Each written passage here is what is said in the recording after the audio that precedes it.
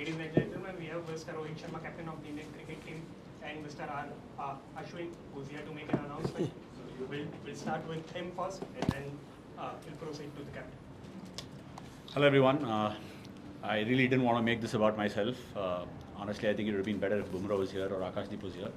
But Rohit is unfortunate to have me along his side. Since he said announced, I'm not going to take too much of your time. This will be my last day as an Indian cricketer in all formats at the international level. I do feel there's a bit of punch left in me as a cricketer, but I would like to expose and probably showcase that in club level cricket. But this will be the last day, and I've had a lot of fun. I must say I've created a lot of memories alongside Rohit and several of my other teammates, even though I've lost some of them over the last few years. We are the last bunch of OGs, if we can say that, left out in the dressing room, and I would be marking this as my date of having played at this level. Obviously, there are a lot of people to thank, but I would be failing in my duties if I didn't thank the BCCI and the fellow teammates.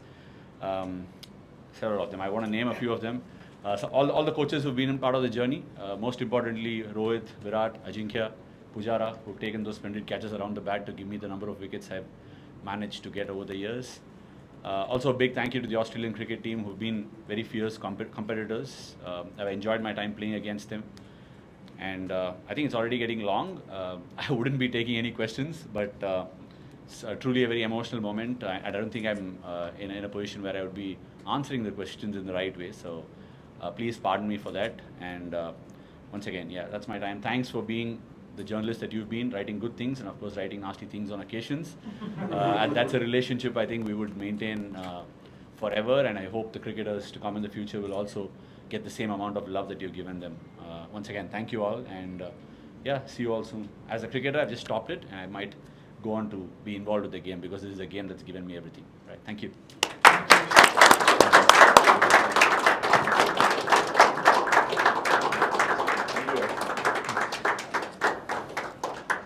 Cheers.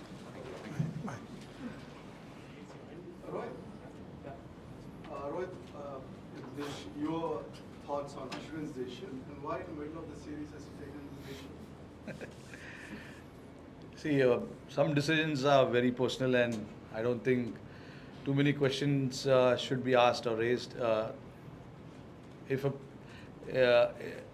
player has a choice, he has to be given that choice, and somebody like Ashwin, who's been there for us for so many years, is allowed to make those kind of decisions on his own, and we as teammates, have to respect it. And he was very sure about what he wanted to do, and the team has complete backing of his thought process. And obviously there's a bit of gap now, so for us as a team to regroup and collect our thoughts on this, is very, very crucial right now. So we've got some time in between so we can think about how we need to proceed further. But speaking about Ash, he was very, very sure about this decision. Rohit, just when did you get to know, and what are the conversations you had with him? I heard this when I came to Perth. Obviously I was not there for the first 3 or 4 days of the Test match, but this was in his mind since then. And there are obviously a lot of things that went behind it. I'm pretty sure Ash, when in position, will be able to answer that. But he understands what the team is thinking. He understands what kind of combinations we are thinking, and when we came here as well, we were not sure about which spinner is going to play. We just wanted to assess and see what kind of conditions we get in front of us. But yeah, when I arrived in Perth, this was a chat we had, and I somehow convinced him to stay for that pink ball Test match. And then after, it just happened so that if where he felt that if I'm not needed right now in the series, I'm better off saying goodbye to the game. But obviously, we've not been to Melbourne yet, so we don't know what sort of conditions we expect there and what sort of combination. But just keeping Ash in particularly in mind, giving him that respect that if this is what he thinks, we should allow him to think that way, and we should all stand by what he is thinking at this point in time. That is what I'm thinking right now, and that is the kind of chat we've had as well, me and Gautam Gambhir as well. It's important when a player like him, who's had so many moments with the Indian team, and he's been truly a big match winner for us, gets to he's allowed to make those decisions on his own, and if it was now, so be it. He's a very witty character, as you saw in his press conference. He's a very funny guy. There's no doubt about it. But look, I have played cricket with Ash since under 17.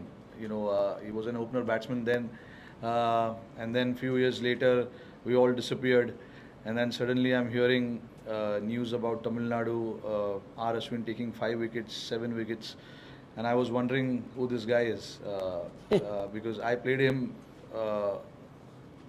as a batsman, and then suddenly he's turned out to be a bowler who's taking fifers, and then obviously at international cricket we met again, and then we had a long journey together since 2010. So it's been a long time playing together.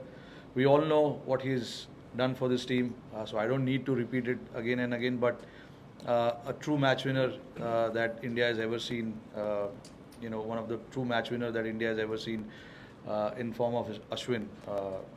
Whenever there was crisis, we had to look upon Ash, and then he was there to deliver for us.